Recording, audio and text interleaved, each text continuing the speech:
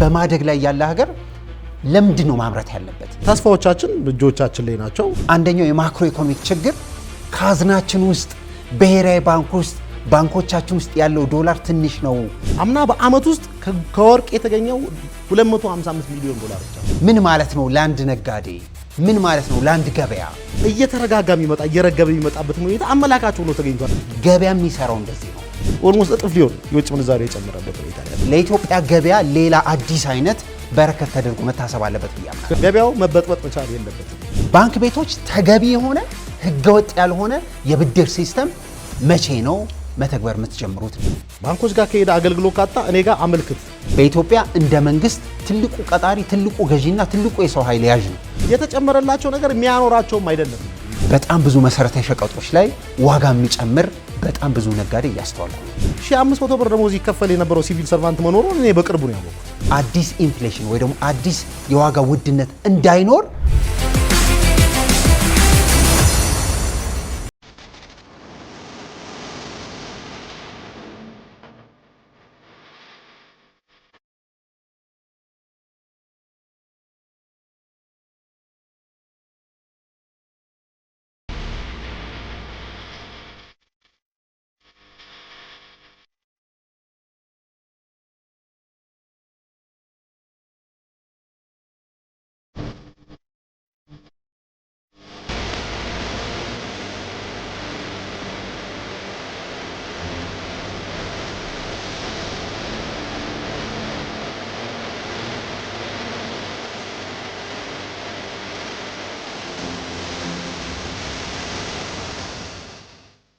ጤና ይስጥልኝ። ይህ አጀንዳ ፕላስ ነው። ዘወትር ሰኞ በዚህ ሰዓት ሪፎርም ኮርነር ብለን የምናነሳቸው የኢኮኖሚና ከኢኮኖሚ ጋር የተገናኙ በርካታ ትልልቅ ሪፎርሞችን የምንነጋገርበት ቀን ላይ ነው የምንገኘው። አጀንዳ ፕላስ የዛሬ ጉዳያችን ያለፈው ሳምንት የተነሱ አንኳርና ዋና ዋና የኢኮኖሚ ጉዳዮችን ይዘን እናነሳለን። ዛሬም ሁለቱ ምክር ቤቶች ሲከፈቱ የኢኮኖሚ ጉዳዮች ላይ የተነሱትን አንስተን ሰፋ ያለ ዘለግ ያለ ጉዞ ይኖረናል። ከኛ ጋር ስለሆናችሁ እጅግ በጣም እናመሰግናለን። በቴሌቪዥን በሬዲዮና በሶሻል ሚዲያ ስለምትከታተሉን እናመሰግናለን። ይህ አጀንዳ ፕላስ ነው።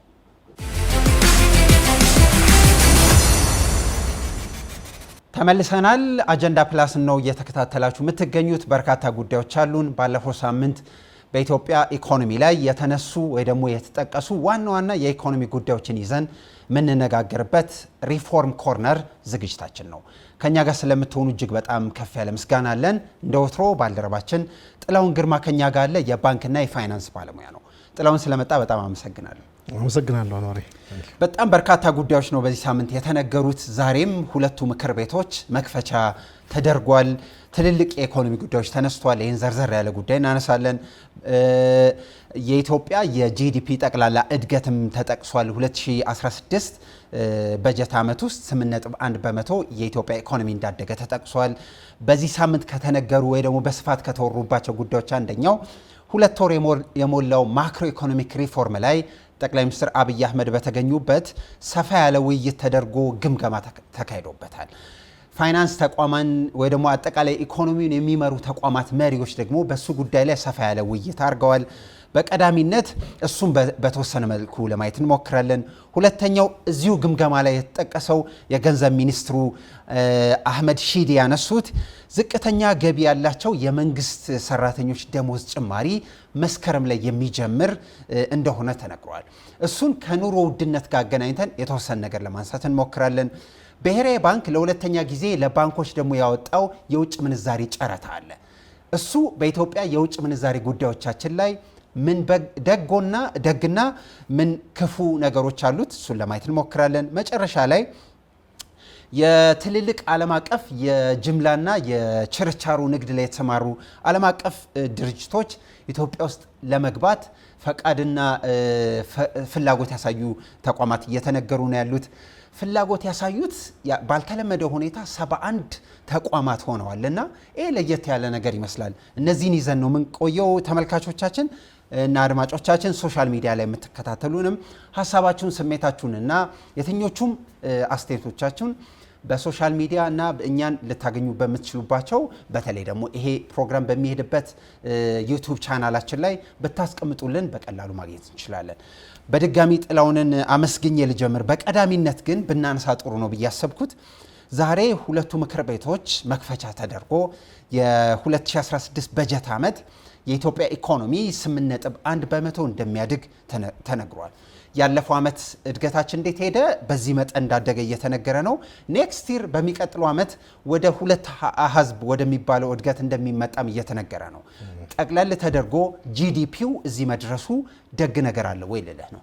በጣም ደግ ነገር አለው። በተለይ ደግሞ ጂዲፒው ላይ አሁን ላይ እያደገ ያለው ካሉ ዘርፎች ካሉ የኢኮኖሚ ዘርፎች መካከል የአገልግሎት ዘርፉ እንዲሁም ደግሞ የእርሻ ዘርፉ እንዲሁም ደግሞ የአምራች ዘርፉ የማኑፋክቸሪንጉ እያደገ ያለበት ፍጥነት በጣም ተስፋ ሰጪ ሆኖ አግኝቼዋለሁ። ደግሞ ማደግ ያለበት የሚጠበቀው ማኑፋክቸሪንግ ነው አይደል? ትክክል። ከዚህ ቀደም የሰርቪስ ወይም ደግሞ የአገልግሎት ዘርፉ ነበረ በጣም እያበጠ ያለውና እሱ እንደ ኢትዮጵያ ላለ ገና በማደግ ላይ ያለ ኢኮኖሚ ላይ ያ የሚመከር አይነት የኢኮኖሚ እድገት አልነበረም። አሁን ግን ሺፍቱ እየታየ ነው። ስለዚህ የመንግስትም የኢኮኖሚ ፖሊሲ አቅጣጫው ወዴት እየሄደ እንደሆነ በግልጽ አመላካች ነገር ነው። ስራ እድል ከመፍጠር አንጻር ከዚህ ቀደም ስናወራ አገሪቷ በምርት ራሷን ለመቻል አምራች ሀገርን ከመፍጠር አንጻር የማኑፋክቸሪንግ ዘርፉ እድገት በጣም በከፍተኛ የሆነ ተስፋ የሚሰጥ ሆኖ ተገኝቷል ማለት ነው። ስለዚህ ጥሩ ነገሮች ለምንድን ነው ማምረት ያለብን? አንድ ሀገር የዛሬውን መክፈቻ ስናነሳ ቀደም ብለህ አንተም የጠቃቀስከው በኢትዮጵያ ኢኮኖሚ ጠቅላላ ጂዲፒው 8.1 በመቶ የኢትዮጵያ ኢኮኖሚ እንዳደገ እየተነሳ ነው። እሱን ይዘን ብሬክዳውን ሲደረግ ግብርናው 6.5 ገደማ አድጓል። ማኒፋክቸሪንጉ ወደ 10 ገደማ 10.1 ገደማ እያደገ እንደሆነ እየተነገረ ነው። እነዚህ ነገሮች ሰርቪሱ ይመስለኛል ሰርቪሱ 7.6 በመቶ እንዳደገ እየተነገረ ነው። እነዚህ ሲሰበሰቡ በተለየ ሁኔታ ምርትና ማኒፋክቸሪንግ የሚባለው ጉዳይ ላይ አምራች የሚባለው ጉዳይ ላይ በብዛት ስራ ለመስራት እየተሞከረ ነበር። አንድ እንደ መንግስት መሆን ያለበት አነሰም በዛ የስኬት ምልክት ያየንበት ነው ብዬ አምናለሁ። አንድ ሀገር እንደኛ አይነት በማደግ ላይ ያለ ሀገር ለምንድን ነው ማምረት ያለበት? ለምን እንዲያመርት ውትወታ ይደረግ? በዋናነት እንግዲህ ማምረት በዋናነት የራስን ፍላጎት የሀገር ውስጥ ፍላጎትን የመመለስ ጉዳይ ነው። የሀገር ውስጥ ፍላጎትን በሀገር ውስጥ ምርት መልስ የመስጠት ጉዳይ ነው። ሁለተኛ ባመረትክ ቁጥር ለዜጎች ከፍተኛ የሆነ የስራ እድል የሚፈጥር ነው። አሁን ሰርቪሱን ብትመለከት ከዚህ አገልግሎቱ ከአምራቹ ዘርፍ ጋር ሲታይ አምራች ዘርፍ በጣም ለብዙ ዜጎች የስራ እድል የሚፈጥር ነው። ስለዚህ ከስራ እድል አንጻር ሌላው ደግሞ የውጭ ምንዛሪን ከመቆጠብም አንጻር በሀገር ውስጥ ስታመርት ምናልባት የተወሰኑ ሮ ማቴሪያል ወይም ደግሞ ጥሬ እቃዎችን ከውጭ ታስገባ ይሆናል እንጂ አብዛኛው ነገር እዚህ ውስጥ ስለሚመረት ከውጭ ሀገር የምታመጣውን ነገር እየቀነስክ ትመጣለህ ማለት ነው። ስለዚህ እኚህን ነገሮች በፈጠርክ ቁጥር ኢምፖርት ሪሊያንት ወይም ደግሞ ከውጭ በሚገባ እቃ ላይ የምትንጠለጠለውን ነገር እያቆምክ ራስ ላይ እየተማመንክ ትሄዳለህ ማለት ነው። እንዲሁ ለወደፊቱ ደግሞ ከራስም አልፈ ተርፈህ ኤክስፖርት በማድረግ ቢያንስ በጎረቤት ሀገር ጀምረ ወደ ሌሎች ሀገራት ኤክስፖርት በማድረግ የውጭ ምንዛሪ ማግኘትም መቆጠብ ብቻም ሳይሆን ማግኘትም ጭምር የሚያስችሉ ነገሮች ናቸውና ሌሎቹ ሀገሮች እነ ቻይናን ሌሎቹ ያደጉ ሀገሮች ብትመለከት ያደጉበት ሂደት እና አሁን እነ ህንድን ምናምን ብትመለከት ከነዚህ ከጎጆ ኢንዱስትሪዎች ተነስተው ነው እያደጉ ሄደው አሁን ላይ በዓለም ላይ የምታየውን ያክል ትልቅ የኢኮኖሚ እንትን የገነቡት ማለት ነው። ስለዚህ ተስፋዎቻችን እጆቻችን ላይ ናቸው። ማምረት ላይ ነው በጣም ማተኩር የሚገባ። ቀላል ነገር አለም። ቀደም ብለህ እንዳልከው በኢኮኖሚክስቶች ቋንቋ ትሪክል ዳውን ኢፌክት አለው ይባላል። እውነት ነው። ማኒፋክቸሪንግ አንድ ምርት የሚባል ጉዳይና ፋብሪካ ለመስራት ሲሞከር በቀዳሚነት የማክሮ ኢኮኖሚክ ችግር ተብሎ የሚነሳው የስራ አጥነት ቁጥር መጨመር ነው። ትክክል። የማክሮ ኢኮኖሚክ ማሻሻያ ሲደረግ ጠቅለል ያለ ሀገር ውስጥ ያለ የስራ አጥነት ቁጥር መቅረፍ የሚቻለው አንደኛው አንድ ትልቅ ፋብሪካ በመገንባት ብዙ የሰው ኃይል በመያዝ ነው። ልክ ነው። ያኔ ማክሮ ኢኮኖሚክ የሚባለውን ጉዳይ አንዱ ማዕዘን ሕክምና አገኘ ማለት ነው። ሁለተኛው ወደ ውጭ የምንልካቸው ምርቶች በጣም ይጨምራሉ። አብሮ ኳሊቲ ይኖረዋል፣ ጥራት ይኖረዋል። ወደ ውጭ ስንልክ አንደኛው የማክሮ ኢኮኖሚክ ችግር ካዝናችን ውስጥ ብሔራዊ ባንክ ውስጥ ባንኮቻችን ውስጥ ያለው ዶላር ትንሽ ነው። እሱን የምናተልቀው ኤክስፖርት በማድረግ ነው። ኤክስፖርት ካላረግን ልክ አይደለም። ሶስተኛውና በጣም መሰረታዊ ነገር የራሳችንን የኢኮኖሚ ሉዓላዊነት ማግኛ መንገድ ማምረትና ማምረት ብቻ ነው። ማንም ሰው ሊረዳን ሲመጣ ይዞ የሚመጣው ባጌጅ አለ። ይህንን ባጌጅ ተሸክመን ነው እርዳታ የምንቀበለው።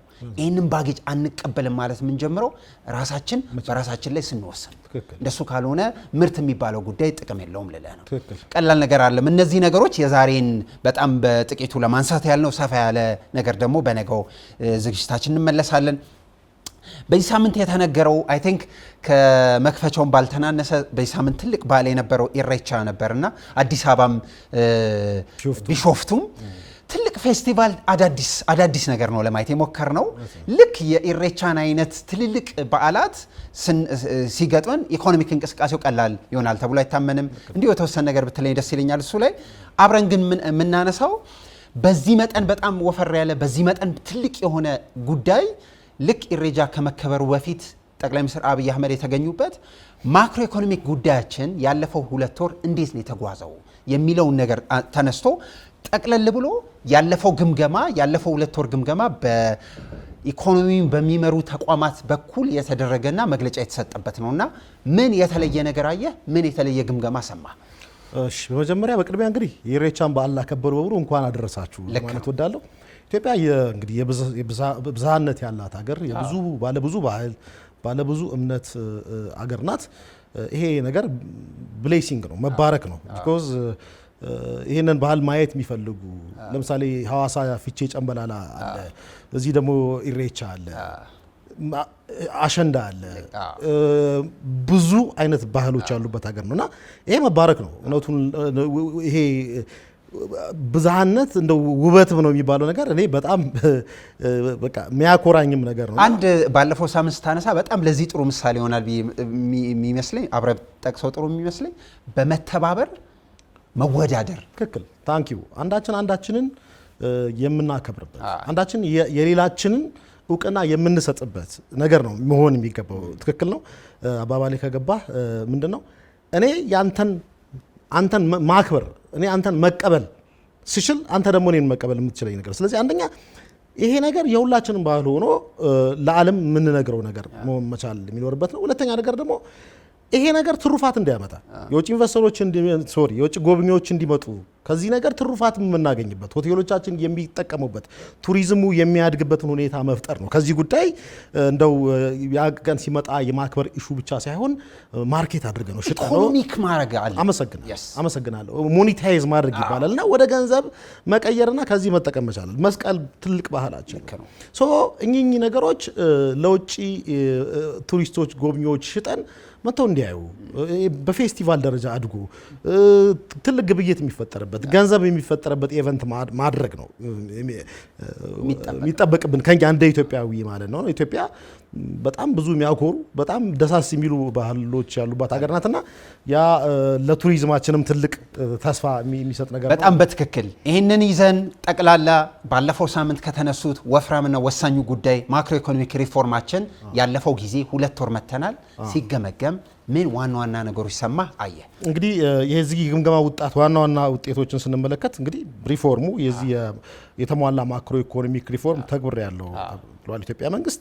ያንን እንግዲህ ተከትሎ የባላንስ በዋናነት የኢትዮጵያ ማነቆ የነበረው የዚህ የውጭ ምንዛሪ ችግር ነበረ። የውጭ ምንዛሪ የባላንስ ኦፍ ፔመንት ወይም ደግሞ ይሄ የገቢና የውጭ ንግዳችን ሚዛን መጓደል፣ ጉድለቱ፣ መዛባት በጣም ከፍተኛ ሁኔታ ሰፍቶ ኢትዮጵያ ያላት የውጭ ምንዛሪ ክምችት በጣም የተመናመነበት ወቅት ነበርና ያንን ተከትሎ ይህን በመተግበራችን ምን አይነት በረከቶች ወይም ትሩፋቶች አግኝተናል የሚለውን ነገር እየገመገመ ሆኖ አግኝቼዋለሁኝ። በዋናነት እንግዲህ የኢትዮጵያ ብሔራዊ ባንክ ገዢ ክቡር ማሞ የተናገሩት ነገር ላይ ምንድነው በዋናነት ከናይጄሪያና ከግብጽ የተሻለ እዛ ሀገር ላይ ማክሮ ኢኮኖሚክ ሪፎርም ኢምፕሊመንት ካደረጉ ከተገበሩ በኋላ ከፍተኛ መንገራገጮች ተፈትነዋል። ከዛ አንጻር ሲታይ የኢትዮጵያ ውስጥ የተደረገው ማክሮ ኢኮኖሚ የተረጋጋ ማክሮ ኢኮኖሚ ለውጡ የተረጋጋ መሆኑን እና ውጤታማ መሆኑን አስምረውበታል።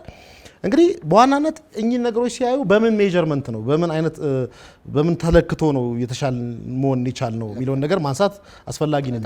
አንደኛ ነገር በዚህ በተነጻጻሪው የትይዩ ገበያውና በመደበኛው ገበያ መካከል ያለው የዋጋ ልዩነት እስከ 3% ድረስ ማጥበብ የተቻለበት ሁኔታ ተስተውሏል ሲሉ ተናግረዋል ገዢው።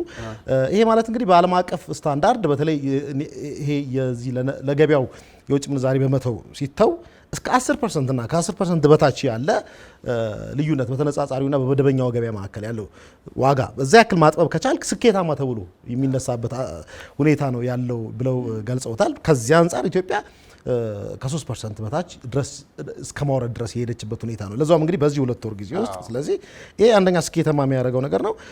ሁለተኛ ገበያው ላይ ይፈጠራል ተብሎ ችግር የለም ብለን አንልም። ሊጠበቅ ከነበረው አደጋና ስጋት አንጻር ደግሞ የተፈጠረው ነገር ማናጀብል ነው ወይም ደግሞ ነገ ከነገ ወዲያ ሊስተካከል የሚችል ነገር መሆኑን አስምሮበታል። ሌላው እንግዲህ ከውጭ ምንዛሪ ግኝት አንጻር ኢትዮጵያ ምን አገኘች ነው። ይህን ነገር ስንመለከት እንግዲህ አምና በመስከረም ወር ኢትዮጵያ ካረገችው ኤክስፖርት የአምናውን መስከረም ወር ከዘንድሮ መስከረም ወር ጋር ስናነጻጽር የሩብ ዓመት ማለት ነው እንግዲህ የሐምሌ የነሐሴና የመስከረም የሶስቱን ሩብ ዓመታት ስናነጻጽር ከኤክስፖርት ያገኘነው ገቢ ከ53% ጨምሯል።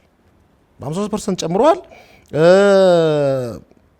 እንግዲህ ከአምናው ሩብ ዓመት ጋር ሲነጻጸር ደግሞ ጠቅላላ በ143% ያክል የውጭ ምንዛሪያችን ጭማሪ ያሳየበት ነገር ታይቷል ማለት ነው። የወርቅ ኤክስፖርት የምትመለከት ደግሞ በሪፖርቱ መሰረት አምና በዚህ ሩብ ዓመት ውስጥ 58 ሚሊዮን ዶላር ብቻ ያገኘን ሲሆን በዘንድሮ መስከረም ላይ ባለቀው ሩብ ዓመት ደግሞ 488 ሚሊዮን ወይ 500 ሚሊዮን ገደማ ተገኝቷል። ይሄ ቁጥር በጣም እጅግ የሚገርም አምና በአመት ውስጥ ከወርቅ የተገኘው 255 ሚሊዮን ዶላር ብቻ ነው። ዘንድሮ በ3 ወር ብቻ የተደረገው ወርቅ በእጥፍ የጨመረበት አዝማሚያ ላይ ያለው ማለት በ3 ወር ብቻ ገና 9 ወር እኮ ይቀራል። ስለዚህ ዘንድሮ በወርቅ የምናገኘው ግብይት በዚህ ከሄደ እስከ 1.5 ቢሊዮን እስከ 2 ቢሊዮን አካባቢ ሊሄድ የሚችልበት ለምን የሩብ ዓመቱ 500 ከደረሰ ሊሄድ የሚችልበት ሁኔታ ነው ያለው ማለት። ስለዚህ ይሄ በ540% በላይ እድገት ያሳየበት ሁኔታ ነው። 540% እድገት ያሳየበት ነው ወርቅን። ስለዚህ ባለፈውም በዚህ በአጀንዳ ፕሮግራማችን እንዳነሳ ነው የዚህ ህገወጥ ግብይቱ የኮንትሮባንድ ግብይቱ በፖሊሲ ብሔራዊ ባንክ ባወጣው ምቹ የሆነ ፖሊሲ ወደ ማዕከላዊ ባንክ ወርቁ የተመለሰበት ሁኔታ መኖሩን አመለካች ቁጥር ነው ማለት ነው። ይሄን ሆኖ አግኝቻለሁ ማለት ነው። ስለዚህ የተገኘው ነገር ነው። ሬሚታንስን ብትመለከትም እንዲሁ ሬሚታንስን በከፍተኛ ሁኔታ ያደገበት ሁኔታ ያለው ማለት እና ከዛ ውጪ ደግሞ ብሔራዊ ባንክ የብሔራዊ ባንክ ሪዘርቭ ተቀማጭ ገንዘብ ብቻ በ153 ከሪፎርሙ በፊት ከነበረው ክምችት በ153% ያደገበት ሁኔታ ነው። የባንኮችን ብትመለከት ወደ 30% አካባቢ እድገት አሳይቷል ክምችቱ። ኦቨርኦል ባንኪንግ ስርዓቱ የብሔራዊ ባንክንና የባንኮችን ጨምረ ደግሞ አንድ ላይ 80% ሪፎርሙ ሳይደረግ በፊት ከነበረው የውጭ ምንዛሬ ክምችት 80% ያክል ኦልሞስት እጥፍ ሊሆን የውጭ ምንዛሬ የጨመረበት ሁኔታ ነው ያለው እና እኚህን ነገሮች ስትመለከት እኚህ በቁጥር በዳታ የተደገፉ ነገሮችን ስትመለከት ተስፋ የሚሰጥ ነገር ነው። ከዚህ ቀጥሎ እንግዲህ የተመረጡ ዘርፎች የውጭ ምንዛሬ ማግኘት የሚችሉበትን አግባብ መፍጠር በተሻለ ዋጋ በተሻለ ፍጥነት ቶሎ ቶሎ የውጭ ምንዛሪ ለሚያስፈልጉ ነገሮች መፍቀድ ከተቻለ በባንኮች በኩል ባንኩ እንትኑ ገበያው የበለጠ እየተረጋጋ የሚመጣበት አዝማሚያ ነው ያለው። ከዛ ውጭ እንግዲህ ብሔራዊ ባንክ ደግሞ ሌላ ያደረገው ነገር ቅድም መግቢያው ላይ የጠቀስከው ነገር ለነዳጅ ከዚህ ቀደም የተከፈተ መተማመኛ ሰነድ ላላቸው ኤልሲ ለከፈቱ ባንኮች ወደ 170 ሚሊዮን ዶላር አካባቢ ፈቅዶላቸዋል ማለት ነው፣ ሰጥቷቸዋል። ኦልሬዲ ጨረታ ሳይሆን ነዳጅን ለሚከፍቱ ለነዳጅ መተማመኛ ሰነድ ለከፈቱ ባንኮች በቀጥታ ነው ይሸጣላቸው፣ ጨረታ አላጫረታቸውም። ግልጽ ነው። ይሄ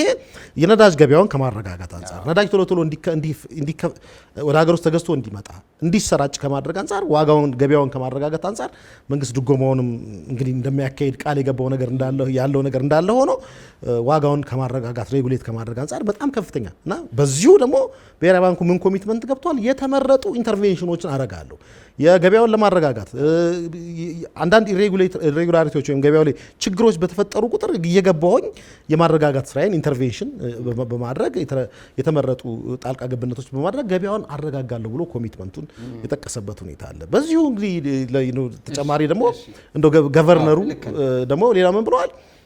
በዚህ በውጭ ምንዛሪ ግብይቱ ሂደት ውስጥ ያልተገቡ ጥቅሞችን የሚያገኙ ሰዎች፣ ያልተገቡ አሰራሮችን የሚተገብሩ ባንኮች እንዳሉ ደርሼበታለሁ።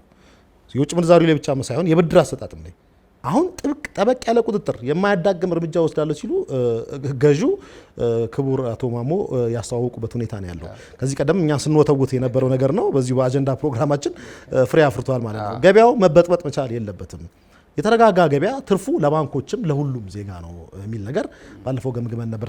የሶስቱ እንግዲህ የዚህ ከሁለት ወር የግምገማው በጣም የተሻለና ተስፋ የሚሰጥ ነገር ሆኖ ለዛም በቁጥር የተደገፈ በወሬ ሳይሆን ሆኖ አግኝቼዋለሁ በግሌ ማለት ነው። የተወሰነ ነገር ላንሳልህ፣ ምክንያቱም አንዳንዱ ጉዳይ ትንሽ ሰፋ ብናደርገው በጣም ጥሩ ነው ብዬ አምናለሁ። ቀደም ብላ የጠቃቀስካቸው ነገሮች የብሔራዊ ባንክ ገዢው ያነሷቸው በጣም ሰፊ ነገሮች ናቸው። እሱን ኢምፕሊኬሽኖቹ አንድምታዎቹን ትንሽ ለማንሳት እንሞክራለን። ለመሰለ ምን ማለት እንደሆነ ትንሽ እያበራራ ነው ሲሆን በደንብ ይገባናል ብዬ ስለማመን ነው። አንደኛው ቀደም ብለን እንዳልከው የውጭ ምንዛሪ ክምችት ብሔራዊ ባንክም የውጭ ምንዛሪ ክምችት ባንኮችም በጣም ደረጃጀት ጎበዝ ሆነዋል።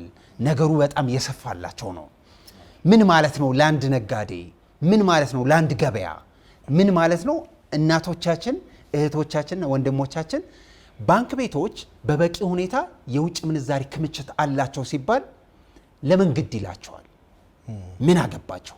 እንደሱ ብንጠየቅ ምንድነው የምንለው? በምን መጠን እዛ እንደሚለጠጥ ትንሽ ብናብራራው ጥሩ ነው። እውነት ነው። ከዚህ ቀደም እንግዲህ የነበረው ገበያ እንደ ሀገርም ስናየው ኢትዮጵያ ብዙ ነገር የምታጣበት በዚሁ በተነጻጻሪ ገበያ የሚመራ ኢኮኖሚ ነበረ እንደ ሀገር። በተደጋጋሚ ስናነሳ እንደነበረው ነጋዴዎች፣ አስመጪዎች የባንክ ፐርሚት ፈቃድ ከውጭ ሀገር ዕቃ ለማስገባት ብቻ ያክል በተወሰነ ዶላር ይገዙና ሌላውን ዶላር በጥቁሩ ገበያ በኩል ከሀገር የሚያስወጡበት ነበር። የኢትዮጵያ ካዝና ውስጥ ገንዘቡ ሳይገባ ተመልሶ የሚወጣበት ሂደት ነበረ ማለት ነው። ያ በመሆኑ ምክንያት እንግዲህ አገር አንደኛ ግብር የምታጣበት ሁኔታ ነው የነበረው። ሁለተኛ ኢቭን ከሂሳብ መዝገብ አያያዝ አንጻር ከፍተኛ ችግሮች ሲፈጥርባቸው የነበረ ነገር ነው ለአስመጪዎች። አሁን ላይ ግን ብሔራዊ ባንክ የተሻለ ክምችት አላቸው ባንኮች እኔም ጋር አለ ካለ እኚህ አስመጪዎች ከዚህ ቀደም ለጥቁሩ ገበያ ሲከፍሉ የነበሩትን ውድ ገንዘብ የተወሰነ ቅናሽ ስለሚያገኙ ባንኮች ጋር የተሻለ ረከስ ይላል ማለት ነው። ኦልሬዲ አሁን ጥቁሩ ገበያ ላይ ይሸጥ ከነበረው የተሻለ ረከስ ባለ ዋጋ የሚያመጡት እቃ ደግሞ እንዲሁ በፌር ዋጋ የመሸጥ እድል ይኖራል። ነገር ግን አሁን እዚህ ጋር እንግዲህ ማስመር የሚገባን ባንኮቹም ያላቸውን ክምችት እያዩ ከጊዜ ወደ ጊዜ ገበያውን ማርጠብ፣ የውጭ ምንዛሪ መፍቀድ መቻል አለባቸው። ያ እንግዲህ የሸቀጥ እጥረት ገበያው ላይ እንዳይፈጠር ያደርጋል። ግልጽ ነው። ብሔራዊ ባንክም እኚህ ከፍተኛ የሆነ የገንዘብ ክምችት ካለው በኢትዮጵያ ንግድ ባንክ በኩል እንዲሁ ለባንኮቹ አጫርቶ በመሸጥ በጣም እጅግ መሰረታዊ የሆኑ እንደነ ስኳር፣ እንደነ ሩዝ የመሳሰሉ ፍጆታዎችን ቶሎ ከውጭ መተማመኛ ሰነድ እየተከፈተ እንዲገባ የሚያደርግበት ሁኔታ ይኖራል። ስለዚህ ምናልባት መጀመሪያ ወቅት ላይ የታየው የዋጋ ከፍተኛ የዋጋ ንረት እየተረጋጋ የሚመጣ እየረገበ የሚመጣበትን ሁኔታ አመላካች ሆኖ ተገኝቷል። የሁለቱ ወሩ አፈጻጸም ያ ነው። ስለዚህ ገበያው ወደ መደበኛው ስርዓት እየመጣ በሄደ ቁጥር ዶላሩ አሁን የተሰቀለበት ቦታ ይቆማል ብለን ማሰብ የለብንም። አገኘኝ አብዛኛው ዶላር በውጪ በኤክስፖርታችን እየጨመረ በሄደ ቁጥር ሬሚታንሱ እየሄደ በሄደ ቁጥር ፍላጎት ለውጭ ምንዛሪ ያለው ፍላጎት ያን ያክል ሊቀንስ ይችላል ማለት ነው። ግልጽ ነው። ሰፕላዩ ወይ ደግሞ አቅርቦቱ በጣም ብዙ ከሆነ ዶላሩ አሁን ካለበትም ደረጃ ሊወርድ የሚችል ሊቀንስ የሚችልበት አግባብ አለ። ነፃ ገበያ ሲባል ዶላሩ አሁን እየጨመረ ስለሄደ እየጨመረ ይሄዳል ተብሎ የሆነ ጊዜ ላይ ክምችቱ ከበቂ በላይ ሲሆንና ፍላጎት ሲጠፋ ባንኮች መቀነሳቸው አይቀርም፣ የሚገዙበት ነገር ይመለሳል። በሚመለስ ጊዜ ላይ በዛ በተመለሰ ዋጋ በቀነሰው ዋጋ የሚመጡ ተከፍቶ ቢመጡ የውጭ ምንዛሪ ኤልሲዎች እቃዎች በተመጣጣኝ ዋጋ ለህብረተሰቡ የሚደርስበት ሁኔታ ነው የሚፈጠረው ማለት ነው። ያ ነው ለኢትዮጵያውያን በተለይ ታች ላለው ማህበረሰብ ጠቃሚው ነገር ይሄ ነው ማለት ነው። የተረጋጋ ገበያው በተፈጠረ ቁጥር አሁን ተሰቅሎ የነበረው ዶላር ሊቀንስ ይችላል። ሰፕላዩ እየጨመረ ነው። ይሄ ነው አመላካች። እነዚህ ነገሮች ቀላል ነገር አይደሉም። የውጭ ምንዛሪ ጉዳይ እያንዳንዱ ባንክ እያንዳንዱ ብሔራዊ ባንክና ሁሉም ባንኮች ክምችታቸው ጠንከር ሲልና ሰፋ ሲል በጣም ብዙ ነጋዴ ኤክስፖርት ለማድረግ ኢምፖርት ለማድረግ በጣም ቀላል ነው የሚሆነው። ኢምፖርት ሲያደርግ በዝቅተኛ ገንዘብ ነው የሚሆነው። ዝቅተኛ ገንዘብ ሲሆን እዛም ገዝቶ የሚያመጣውን ነገር ከተማው ላይ ሲያሰራጭ ለነዋሪው ሲያመጣ ንግድና ገበያው ላይ ሲያመጣ በእርግጠኝነት ዋጋ የመቀነስ ግዴታ ውስጥ ይገባል። ምክንያቱም ገበያ ኦፕሬት የሚያደርገው በዚህ መጠን ነው። ገበያ የሚሰራው እንደዚህ ነው። የኢትዮጵያ ብሔራዊ ባንክ በዚህ መጠን የውጭ ምንዛሪና ባንክ ቤቶቼ የውጭ ምንዛሪ ክምችታቸው ደግ ነው ወይ ደግሞ ጥሩ ብርሃን እያየው ነው ሲል አይ ቲንክ ለኢትዮጵያ ገበያ ሌላ አዲስ አይነት በረከት ተደርጎ መታሰብ አለበት ብዬ አምናለሁ።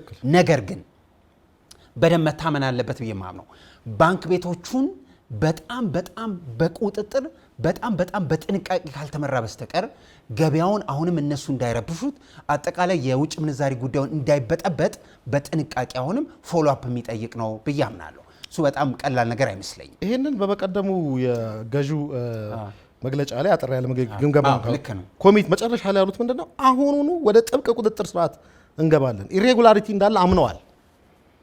ችግሩ እንዳለ እኛ እንደ አጀንዳ ፕላስ ላይ ይሄንን ጉዳይ ከደንበኞች በመጡልን ጥቆማዎች መሰረት እንደ ሚዲያ እንደሚመለከተው ዜጋ አሳውቀናል። በወቅቱ ታስታውሱ። እንዲሁም ወዲያው ብሔራዊ ባንክ ምላሽ የሰጠበት ሁኔታ ነው። ሶ እንዲህ አይነት አጋጣሚዎችን ለመበጥበጥ የሚሞክሩ ሰዎች አሉ። አጋጣሚውን ለራሱ ጥቅም አቢዩዝ ለማድረግ የሚፈልግ ሰው አለ። ግን የህዝብን ጥቅም በሚጎዳ መንገድ ማለት ነው። ያንን በተመለከተ ገምግመው ነው የገቨርነሩ ኢሚዲየትሊ አሁኑኑ ወደ ጥብቅ ቁጥጥር እንገባለን፣ የማያዳግም እርምጃም እንወስዳለን ያሉበት ሁኔታ። ምክንያቱም ባንክ ቤቶች አካባቢ የብድር ሲስተሙ አሁንም አጠያቂ ነው። ብድር ስትሰጡ ህጋዊ ያልሆኑ አላችሁ ማለት ነው። ሲስተሙ ከተበላሸ ጠቅላላ የሀገሩ ገበያና ጠቅላላ የሀገሩ ኢኮኖሚ ይታመሳል። ይህንን ደግሞ በፍጹም አልምርም፣ ይህንን ደግሞ በጣም በጥብቅ ቁጥጥር እመራለሁ ማለት እየጀመረ ነው እና ባንክ ቤቶች ተገቢ የሆነ ህገወጥ ያልሆነ የብድር ሲስተም መቼ ነው መተግበር የምትጀምሩት ነው? በነገር ላይ አንዋሪ ቀደም ሲልም ኢትዮጵያ ብሔራዊ ባንክ ባንኮች ጋር ሄደ ብድር ካጣ ባንኮች ጋር ከሄደ አገልግሎት ካጣ እኔ ጋር ማመልከት መብት ነው። ለምሳሌ አንድ ባንክ ብድር ጥያቄ አመልክተ ውድቅ ቢደረግብህ አላግባብ ውድቅ ተደርጎብኛል ብለህ ብሔራዊ ባንክ ማመልከት ትችላለህ። ቀደም ሲልም አሰራሩ ነበረ። ግን አዌርነሱ ምን ያክሉ ዜጋ ይሄ እውቀት አለው? ምን ያክሉስ ይሄንን እውቀት ተጠቅሞ ይሄ እገሌ የሚባለው ባንክ የብድር ጥያቄን አላግባብ ውድቅ አድርጎብኛል ብሎ ብሔራዊ ባንክ ጋር ሄዶ ስንቱ ይከሳል? አንደኛ ትልቁ ነገር መሰራት ያለበት አዌርነስ ነው። ዜጎች መብታቸውን እንዲያውቁ መቀስቀስ ማሳወቅ ያስፈልጋል። አጀንዳ እንግዲህ በዋናነት ከዚህ ከኢኮኖሚክ ሪፎርሙም ውጪ የዚህ የፋይናንሻል ሊትሬሲ መጨመር ወይ ደግሞ የህዝባችንን የፋይናንስ እውቀት መጨመርም ጭምር አንዱ አላማችንም ጭምር ነው። ስለዚህ በዋናነት ቁጥጥሩ የሚጀምረው ከነጋዴው ማህበረሰብ ከህዝቡ ነው። ብሔራዊ ባንክ ይህንን ነገር መረጃ የሚቀበልበት ቢያንስ ሰዎች ለራሳቸው ችግር እንኳን ቢሰጉ የቀጥታ መስመር ሆት ላይ መክፈት አለበት ብዬ አምናለሁ። በጣም አሪፍ ነጋዴዎች ጥሩ ጥቆማ ነው። ነጋዴዎች የሚገጥማቸውን ችግር በቀጥታ እንዲደውሉ ለምን እኛም ጋር ባለፈው ደውሎ መረጃ ሁሉ የላኩልን ሁኔታ አለ። ይሄንን ግልጽነት ያለበት ስርዓት ማበጀት ብሔራዊ ባንኩ ኃላፊነት ነው አገኘኝ። ስለዚህ ነጋዴዎችም ዜጎችም የሚያዩትን ኢሬጉላሪቲ ካለምንም መሸማቀቅ ለብሔራዊ ባንኩ የሚጠቁሙበት ሁኔታ ነው። ብሔራዊ ባንኩ ያንን ነገር ይዞ ቁጥጥሩን ማጠንከር መቻል አለበት ማለት ነው። አገኘኝ የገበያው እንዳይረበሽ በዋናነት ትልቁ ነገር የተረጋጋ የፋይናንስ ስርዓት መፍጠርን ነው የኢትዮጵያ ብሔራዊ ባንክ ዓላማ ማለት ነው። ስለዚህ ይሄን ለማድረግ እንግዲህ ስርዓት ነው የምታበጀው። ሌሎች ሀገሮችም እኮ እንዲህ አይነት ነገሮች አሉ። ግን ስርዓት መረጃ የምታገኝበት ስርዓት ካገኘ ቁጥጥርህንም እያጠነከርክ ትመጣለህ። በእርግጥ ብሔራዊ ባንክ ከዜጎች ከሚያገኘው መረጃ ውጪ በየጊዜው ባንኮችን የተመረጡ የኢንስፔክሽን ስራዎች ይሰራል፣ ይታወቃል። ከዛም ውጪ ግን በተለይ እንዲህ አይነት ትልቅ የማክሮ ኢኮኖሚክ ሪፎርም በምታደርግ ሰዓት ላይ ኢምፕሊሜንቴሽኑ ወይም አተገባበሩ ላይ ችግር እንዳይኖር መደናቀፍ እንዳይፈጠር ነገርየው ወደ ስርዓት እንዲመጣ ወደሚፈለገው ወደ ታለመለት አቅጣጫ ግቡን እንዲመታ ቁጥጥሩን ከስር ማድረግ መቻል አለበት። እንደ ወትሮ አይደለም ማድረግ ያለበት። እንደ ወትሮ አመት ጠብቆ መንገዱ አዳዲስ ኢንስትሩመንት አዳዲስ መንገድ መፈጠር አለበት። አመሰግናለሁ። በብሔራዊ ባንክ ይሄንን ነው ቀላል ነገር አለ። እዚሁ ላይ ስታነሳልኝ የኢንፍሌሽን የዋጋ ውድነት ወይ ደግሞ የዋጋ ንረት የሚባለው ጉዳይ አንደኛው ብሔራዊ ባንክ በዚህ ማክሮ ኢኮኖሚክ ሪፎርም አስተካክለዋለሁ ስርዓት አስይዛለሁ ብሎ እንደ ኦብጀክቲቭ እንደ ግብ ካስቀመጣቸው ጉዳዮች አንደኛው እሱ እንደሆነ ይታወቃል። ናው አይ ቲንክ በዚህ ግምገማም እኛም ለማየት እንደሞከር ነው ከፍላጎት ሳይድ የሚመጣ በኢኮኖሚስቶች ቋንቋ የዲማንድ ሳይድ ኢንፍሌሽን እየመጣ አይደለም። አሁን አነሰን በዛ በኮስት በወጪ የሚመጣ ኢንፍሌሽኖች ናቸው ብዙ እየመጡ ያሉ ተብሎ ይነገራል። ምን ማለት ነው? ዋናው የኢትዮጵያ ኢኮኖሚ ወይ ደግሞ የዋጋ ግሽበት የሚባለውን ጉዳይ ይመራዋል ተብሎ የሚታመነው በፍላጎት በኩል የሚመጣ ከባድ የዋጋ ውድነት ነው። እሱን ማቆም ይቻላል ተብሎ ይታመናል። አነሰን በዛ በዚህ ግምገማ ትንሽ ረገብ እንዳለ ይታያል። ምን ማለት መሰለ? ገበያው ላይ ያልተገባ ገበያው ላይ የማይታወቅ በጣም ብዙ ገንዘብ ይሽከረከራል። ገበያው ላይ የማይገባ ያልታወቀና ህገወጥ የሆኑ ገንዘቦች ይረጫሉ። ይህን የመሰብሰብ ኃላፊነት የብሔራዊ ባንክ እንደሆነ ይታወቃል። በግምገማው ይሄ ተሳክቶልኛል ብሏል። በጣም በዚህ ረገድ ምንም ጥርጥር የሌለው ነገር ነው። ኢኮኖሚው ላይ የምታየው ብሔራዊ ባንኩ ተሳክቶለታል የማይል ሰው የለም። ባይሆን ብሔራዊ ባንኩ ትንሽ ቆንጠጥ ብሏል፣ ትንሽ ደግሞ መልቀቅ የሚገባው ቦታ ላይ አልለቀቀም የሚለውን ብንገመግም ይሻላል እንጂ አሁን ላይ ለምሳሌ ተመልከት፣ ሪል ስቴት ላይ ገዢ የጠፋበት ሁኔታ ነው። የቤት ዋጋ በጣም በከፍተኛ ሁኔታ በካሬ ሜትር እስከ 200 ሺህ ይጠሩ የነበሩ ሰዎች በግማሽ የሚገዛቸው ያጡበት ነው። መኒ ሰፕላዩ የለም። ልክ ነው። የገንዘብ ጥብቅ የሆነ የገንዘብ ቁጥጥር መከወኑን የምታየው ብሔራዊ ባንክ አንደኛ ባንኮች ላይ ቀጥተኛ የሆነ የብድር ማዕቀብ ጥሏል። አንድ ሁለተኛ አዲስ የኦፕን ማርኬት ኦፕሬሽን የሚባል ዘመናዊ የገንዘብ አስተዳደር ስርዓት ተግባራዊ አድርጓል። አገኘኝ በዚህ መሰረት እንግዲህ ራሱ ብሔራዊ ባንክ የገንዘብ ሰፕላዩ ገበያው ላይ በበዛ ቁጥር ከባንኮቹ በጥሩ ወለድ ገንዘቡን ይሰበስባል። ልክ ነው። ይሄ ያለበት ሁኔታ ነው ያለው። እዚህ ጋር ተሳክቶለታል ብሔራዊ ባንኩ። እንደሚታየው የገንዘብ በዋናነት ኢንፍሌሽኑን የምታረግበው ወይም የዋጋ ንረቱ የምታረግበው ገንዘብን ከገበያው ላይ በመሰብሰብና ገንዘብ እጥረት በመፍጠር ነው። ያ ተሳክቷል። ባይሆን በጣም ጥብቅ ከመሆኑ የመነጨ አንዳንድ ኤክስፖርተሮች አሁን የኤክስፖርት ሲዝን ከመሆኑ የመነጨ ባንኮች ጋር ሄደን ብድር ልናገኝ አልቻልንም። እዛ ላይ ሰምሃው በቁጥጥር የታጀበ ለኤክስፖርተሮች ገንዘብ እንዳያጥራቸው የማድረግ ሌላ ኢፌክት እንዳያመጣ መሰረታዊ የንግድ መሰረታዊ የሸቀጥ ጉዳይና ግብይቱን ማወክ የለበትም። ታንኪዩ። ስለዚህ ኤክስፖርታችንን እንዳያውቅ ኤክስፖርት ሴክተሩ ላይ ለባንኮች የጥብቅ መመሪያ መስጠት መቻል አለበት እያልኩ ያለሁት ሴክተር በሴክተር ዘርፍ በዘርፍ። ይሄ ዘርፍ ለምንድን ነው የውጭ ምንዛሬ ግኝታችን ላይ ተጽዕኖ ስለሚያሳድር ግልጽ ነው። እዛ ላይ እንትን ማድረግ አለበት። ሌሎቹ ነገር ላይ አሁን ባለው ሁኔታ እየሄደ ከቀጠለ መኒ ሰፕላዩ በዚህ መሰረት ሬጉሌት እየሆነ ከሄደ የውጭ ምንዛሪውም ዋጋ እየቀነሰ መምጣቱ አይቀርም ማለት ነው። ሁሉም ባንኮች ያን ያክል ትልቅም ገንዘብ ካሽም ችግር ስለሚኖርባቸው ማለት ነው። ስለዚህ አንዱ ከአንዱ ጋር የተሳሰረ ነው። ብሔራዊ ባንክ በዚህ በመኒ ሰፕላይ ማናጅመንቱ ላይ በጣም ስኬት ነው የተጎናጸፈበት ሁኔታ ነው ያለው። ማንም ሊክደው የሚችለው ነገር አይደለም። በጣም ቀላል ነገር አይደለም። እነዚህ ሁሉ ሲሰበሰቡ የማክሮ ኢኮኖሚክ ሪፎርሙ ምን መልክ አለው፣ ምን አይነት ገጽ አለው እያለን ነበረ። መደረግ ያለባቸው መታሰብ ያለባቸውን ጉዳይ ቀደም ብለን ስናነሳ ነበር። ብሔራዊ ባንክ እያንዳንዱን ጉዳይ በጥብቅ ቁጥጥር ሲያደርግ መሰረታዊ የግብይትና የገበያውን ጉዳይ መረበሽ የለበትም። ይህን ሚዛን መጠበቅ አለበት። ሁለተኛ ህገወጥና ስርዓት የሌለውን ነገር በደንብ አሁንም ቁጥጥሩ ከፍ ማለት አለበት። ምናልባት እዚህ ጋር የምጨምረው ነገር ብሔራዊ ባንክ አምና ከፍተኛ ሁኔታ ለመንግስት የሚሰጡ ብድሮችን መቀነስ ቅናሽ የታየበት ዓመት ነው። ዘንድሮ ግን 0% ለመንግስት ምንም አይነት ብድር አልሰጥም። በዋናነት እንግዲህ ኢንፍሌሽኑ ላይ አንደኛው ትልቁ ነገር በመንግስት እጅ የሚገባው ገንዘብ ነው። ሁለተኛው ፕራይቬት ሴክተሩ ላይ የሚገባው ገንዘብ እዚህም ላይ ያለውን ኮሚትመንት ያሳወቀበት ሁኔታ ነው ያለው። ስለዚህ ይሄ የጥብቅ የሆነ የገንዘብ ቁጥጥር የገንዘብ ፖሊሲው እየቀጠለ የሚሄድበትን ነገር ያሳየ ነገር ሆኗል። በጣም ቀላል ነገር አለ። መንግስት በጣም ትልቅ የኢኮኖሚ አንቀሳቃሽ እንደሆነ ይታወቃል። ምክንያቱም በጣም ብዙ የሰው ኃይል ይይዛል። ምን ማለት ነው? ማክሮ ኢኮኖሚክ ጉዳዩን አንደኛው ያክማል። ሁለተኛው በጣም ትልቁ ገዢና ትልቁ ቀጣሪ እንደሆነ ይታወቃል። ጠቅለል ሲል በኢትዮጵያ እንደ መንግስት ትልቁ ቀጣሪ፣ ትልቁ ገዢና ትልቁ የሰው ኃይል ያዥ ነው። ስለዚህ በማክሮ ኢኮኖሚክ ጉዳዮች ላይ እሱ ገንዘብ ሲጠይቅና የሱ የወጪና የገቢ ነገሩ ሳይመጣጠን ሲቀር ጠቅላላ ኢኮኖሚ ይታመሳል። ይህንን ደግሞ መቆጣጠርና ስርዓት ማስያዝ የነበረበት ብሔራዊ ባንክ ነው። እሱን በስርዓት ለማስያዝ ሞክሬያለሁ እያለ ነው። ይህ በጣም ደግ ነገር ነው ብለን እናምናለን። አሁንም መሰረታዊ ነገሩ ሳይናጋ የገበያና ግብይቱ ጉዳይ በደንብ መታሰብ አለበት። በዚህ ሳምንት የሰማነው አንድ የገንዘብ ሚኒስትሩ የጠቀሱት የመንግስት ሰራተኛ ዝቅተኛ ገቢ ያላቸውን ደሞዝ ጭማሪ ከመስከረም ወር ጀምሮ ይመጣል እያሉ ነበር። አንድ ክርክር እየሰማሁ ያለሁት አሁንም አንድ ሄድ መለስ ብዬ ለማየት ስሞክር ደሞዙ ሳይመጣ በጣም ብዙ መሰረታዊ ሸቀጦች ላይ ዋጋ የሚጨምር በጣም ብዙ ነጋዴ እያስተዋልኩ ነው። ልክ ነው ወይ? ኢትዮጵያ ውስጥ እንግዲህ እውነቱን ለመናገር ትክክለኛ ግብር ከፋይ ማለት ተቀጣሪ ነው።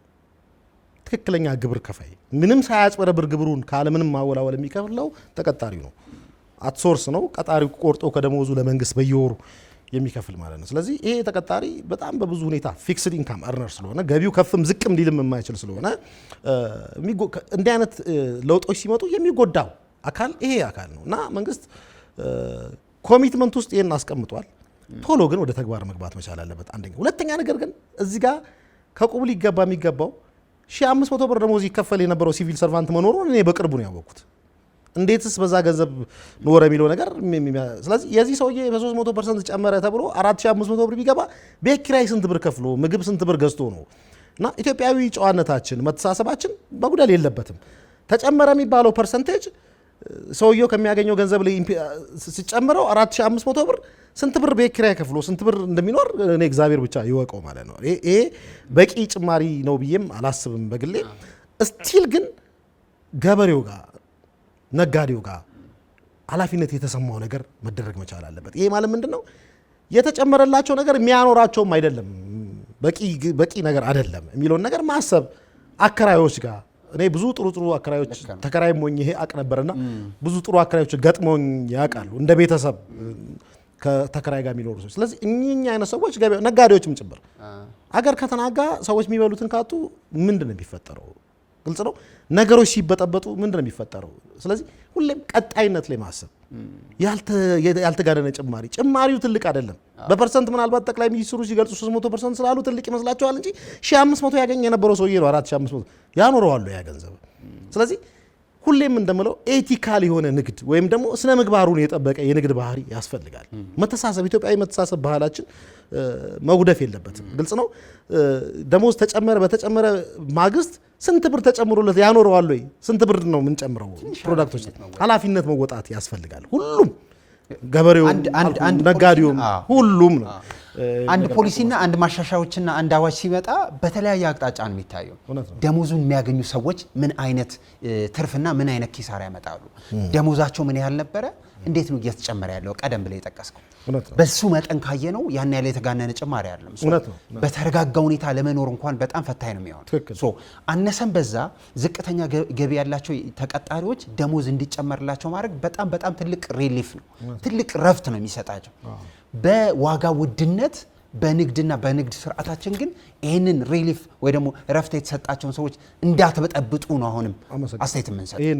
በደንብ መታሰብ አለበት። ሁለተኛ በመንግስት ሳይድ ደግሞ ምክንያቱም ደሞዝ የጨመረው መንግስት ስለሆነ እዚህ ጉዳይ ላይ ስራ እየሰራ ያለው መንግስት ስለሆነ ኖርማሊ በመደበኛም አሁን ያለው የዋጋ ኢንፍሌሽን አለ፣ የዋጋ ውድነት አለ። አዲስ ደሞዝ መጣ ተብሎ አዲስ ፍላጎት ተጨምሮ አዲስ ኢንፍሌሽን ወይ ደግሞ አዲስ የዋጋ ውድነት እንዳይኖር አሁንም የማክሮ ኢኮኖሚክ ቁጥጥሩና የማክሮ ኢኮኖሚክ ሜዠርመንቱ በጣም መጠንከር አለበት። ካልሆነ ሌላ በዋጋ ውድነት ላይ ሌላ ዋጋ ውድነት ነው የሚመጣው። ስለዚህ እዚህ መሀል ላይ መቆም የለብንም ወይ? ብሔራዊ ባንክ፣ ፋይናንስ ተቋም የሚመሩ የህግ ተቋማት እንደ መንግስት ይሄ ቀላል ነገር አይደለም። የተጨመረው ዝቅተኛ ገቢ ላላቸው ሰዎች ነው። በእነሱ ምክንያት ደሞዙ እጃቸውና ኪሳቸው ላይ ሳይደርስ የዋጋ ውድነቱን ከፍ አድርጎ ዋጋ መጨመር በጣም ጤነኝነት አይደለም። ይሄን የመቆጣጠር ኃላፊነት አለ። ትክክል። በነገር ላይ የዘንድሮ የአዲስ ዓመት ገበያ ብትመለከት በጣም እጅግ ቀዝቃዛ ሆኖ ያለፈበት ገበያ ነው። ምክንያቱም ሰዎች የመግዛት አቅማቸው ከቀነሰ የፈለገውን ምርት አምርተ ገበያ ላይ ብታወጣ የሚገዛ አይኖርም። ሰዎች ሪስፖንድ ያደርጋሉ። በተፈጥሮ ኮንሱመርስ ወይም ደግሞ ተጠቃሚዎች ሬሽናል ናቸው ተብሎ ነው የሚታሰበው። ምክንያታዊ ናቸው ተብሎ ነው የሚታሰበው። ይተዋሉ። ግልጽ ነው። ምርትን ካመረክ ዶሮ ከሆነ ምርት ዶሮውን መሸጥ አለበት በተመጣጣኝ ዋጋ። ካልሆነ ተሸክመው ነው ወደ ቤት የምመጣው። ተጨማሪ ኮስት፣ ተጨማሪ ፊር ነው የምታወጣው። አገኘኝ። ስለዚህ የገዢዎችን አቅምና ጉልበት ያማከለ ዋጋ መተመን ከነጋዴዎች ይጠበቃል ማለት ነው። ካልሆነ የግብይት ፍላጎት ከቀነሰ ትርፍ ነው የሚቀንሰው። ኪሳራ ውስጥ ሁሉ ልገባ ትችላል። ታይቷል። በግልጽ የታየበት በመስቀል በእንቁጣጣሽ በዓላት በመስቀል በዓላት ከፍተኛ የሆነ የዋጋ የሚመስል ነገር ለማየት ሞክረናል። የፍላጎት መቀነስም ጭምር የፍላጎት መቀነስ ስላለ ነው። ሰዎች አቅማቸው እንዳልነው በፍላጎት በኩል የሚመጣ የዋጋ ውድነት ነው እኮ። ሰዎች ለምን ነው ሪአክት ያደርግ? አቅም በላይ ከሆነ ተዋላ ምን አማራጭ አለ? ስለዚህ ነጋዴዎች እያተረፉ ለመቀጠል ሪዝነብል የሆነ ፕራይስ፣ ምክንያታዊ የሆነ ዋጋ፣ ምክንያታዊ የሆነ ትርፍ ነው እዚህ ማህበረሰብ ላይ እንትን ማስተላለፍ ያለባቸው። ካልሆነ ግን እነሱም ንግዳቸው ቀጣይነት አይኖረውም ማለት ነው። አገኘኝ ሰው ይተወዋል ያንን ነገር ማድረግ ካልቻለ። እነሱም እያተረፉ ህዝቡም እየተጠቀመ የሚሄድበትን ባላንስ የሆነ የግብይት ዋጋ ማቅረብ መቻል አለባቸው። እንደዛ ሲሆን ነው አገርም እያደገ ኢኮኖሚም እያደገ የሚሄደው ማለት ነው። የመንግስትም ኃላፊነት በጣም ብዙ ነው። ይሄንን ነገር ስርዓት ኦልሬዲ በጣም ጥሩ እርምጃ ነው። ይሄንን ስርዓት ግን ማስያዝ ይጠበቅብናል፣ የነበረው ላይ ችግር እንዳይደረግ። እውነት ነው። ነጋዴ ገበያ ላይ ያላችሁ ሰዎችም አሁንም ገበያው ራሱ እንዳይተፋችሁ፣ ገበያው ራሱ እናንተን ከገበያ እንዳያስወጣችሁ ምክንያታዊ መሆን ግዴታ ነው። ዓለም ላይ ያለው ንግድ በምክንያት የሚመራ እንደሆነ ስለሚነገር፣ ሌላኛውን በጣም የዚህ ሳምንት ያነሳ ነው የተነሳው የኢኮኖሚ ጉዳይ ትንሽ አስገርሞኛል።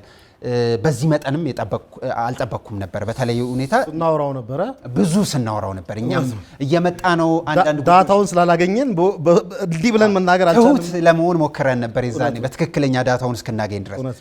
ለጅምላና ለችርቻሮ ንግድ ስራ 71 ዓለም አቀፍ ድርጅቶች ኢትዮጵያ ውስጥ ለመግባት ደጃፍ ላይ ቆመዋል። ከዛ ውስጥ 20ዎቹ ፍቃድ ተሰጥቷቸዋል። ለኢትዮጵያ ገበያ፣ ለኢትዮጵያ ንግድ፣ ለኢትዮጵያ ጅምላ ንግድ እየመጣ ያለው ማዕበል ቀላል አይደለም። ስንናገር የነበረው ነው። ኢትዮጵያ በብዙ ዘርፎቿን ከፍታለች። እንግዲህ ማህበረሰቡ በተሸከመው ዋጋ ከዚህ ቀደም ጥበቃ ሲደረግላቸው የነበሩ የንግድ ዘርፎች በሙሉ አሁን ክፍት ተደርጓል። የጅምላና የችርቻሮ ንግድን ጨምሮ። ስለዚህ 70 ተቋማት ፍላጎት አሳይተው 71 አካባቢ መስሉኝ 20ዎቹ ንግድ ፈቃድ ወስደዋል። ልክ ነው። ስለዚህ አሁን ላይ 20 አስመጪዎች 20 በከፍተኛ ሁኔታ ከውጭ ሀገር በጅምላ ዕቃ የሚያስመጡ ዓለም አቀፍ ተቋማት ኢትዮጵያ ገበያን ተቀላቅለዋል ማለት ነው። ይሄ ትልቅ ዜና ነው።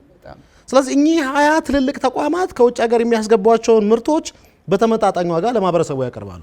ውድድርም ይፈጠራል ማለት ነው። ከዚህ ቀደም ውድድር የሚመስል ነገር ግን ውድድር ያልሆነ ሁኔታ ነበር ያለው። አሁን የነዚህ ተቋማት ወደ ኢትዮጵያ ገበያ መቀላቀል ሪሊፍ ነው።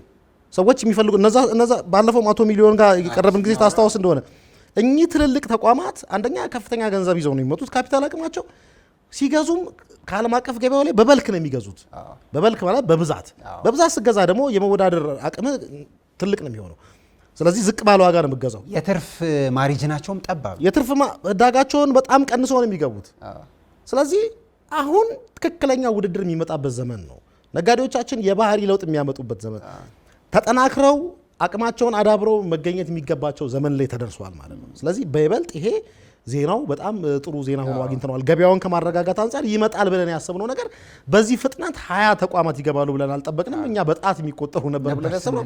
ዳታው ግን 20 የሚደርሱ የጅምላና ችርቻሮ ንግድ ላይ የሚገቡ ተቋማት ንግድ ፈቃድ ወስደዋል። በቅርብ ጊዜ ውስጥ ደግሞ ምርቶቻቸውን ለገበያ የሚያቀርቡበት አዝማሚያ ነው። ይሄ በይበልጥ የዋጋውን ማረጋጋት የሚፈጥር ነገር ይሆናል ብዬ ተስፋ አድርጋለሁ ማለት ነው። 71ዱ ጠቅለል ሲል ከ20 ሲጨመር ፍላጎት አሳይተዋል። ይሄ ማለት በኢኮኖሚክስ ቋንቋ ባለፈውም ስናነሳ እንደነበረው ዓለም አቀፍ ትልልቅ ተቋማት ኢትዮጵያ ውስጥ መጥተው ኢትዮጵያ ውስጥ ሰርተው መለወጥ ፈልገዋል።